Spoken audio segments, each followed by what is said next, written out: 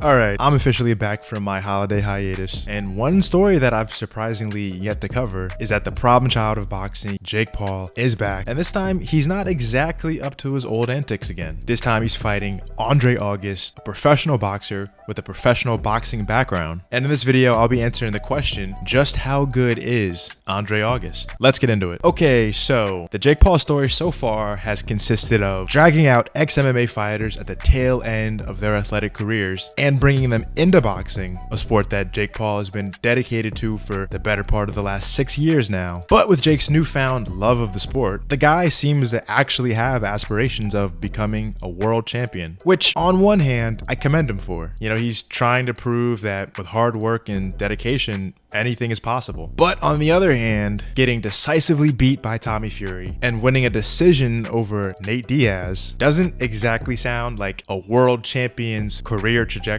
But in his upcoming fight, Jake will be going against Andre August, who currently holds a professional record of 10 wins, 1 loss in the cruiserweight division, with 5 of his 10 victories coming by way of knockout. But as is the case with many of these crossover boxers, whenever they decide to fight against a legit professional boxer, there's usually a catch. And if you thought this might be the case with Andre August, you'd be correct. Andre is currently ranked number 323 in the world as a cruiserweight according to BoxRec, whereas Jake, on the other hand, is currently ranked number 201 worldwide on BoxRec. Andre has only faced 3 opponents with a winning record at the time of the fight, with one of them being 1-0, one of them being 4-3, and one of them being 7-0. And to be fair, he did fight and beat all 3 of the opponents that he faced that had a winning record. And in the one and only loss on his record, he lost via TKO to a guy who at the time held a professional record of 3-3, and since then has amassed a record of 7 wins and 16 losses. Also, I should probably mention that almost every fight that Andre's had up to this point has been in his hometown of Houston, Texas, which means that even though the guy is a full-fledged professional, he's kind of just doing his local hometown circuit. Andre had an almost 4-year layoff between 2019 and 2023, August of 2023 to be exact, where he returned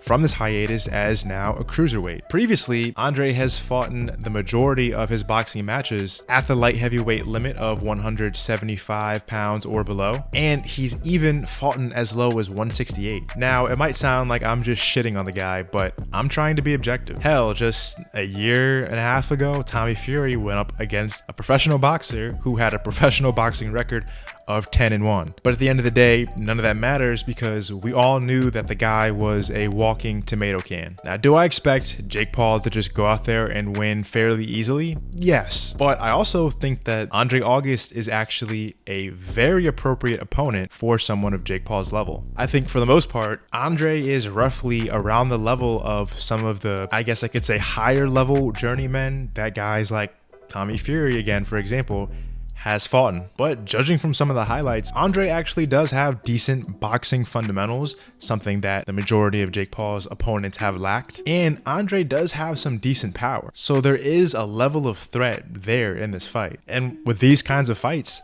I think if Jake can just tone it down with some of the antics, put more of his focus towards just getting better, gaining experience inside the ring, racking up more fights against opponents like this could very well eventually turn Jake into a full-fledged, legitimate professional boxer. But I also think if Jake is serious about this goal of becoming a world champion, this fight against Andre August is in fact a step in the right direction, but this is a baby step in a journey that is miles long. Because at the end of the day, Andre is not only an undersized cruiserweight, but he's only had a couple fights at the cruiserweight division. And if Jake wants to become a champion at cruiserweight, he's gonna have to go up against guys that are much bigger and much more powerful than the likes of an Andre August. And if he wants to become a champion at 175, then at some point it'll probably be a good idea to take a fight at 175 to prove that he can actually both make and perform at that weight. All in all, I do actually think this is a very respectable fight for Jake to be fighting fighting at this stage of his career. While Andre August is definitely not a world beater, he's a tough guy with real legitimate boxing experience. He should be just at that level where he can truly test the skill set and the chin of Jake. But if Jake's able to come in there as the best version of himself, he shouldn't have too much of a problem winning in dramatic fashion. But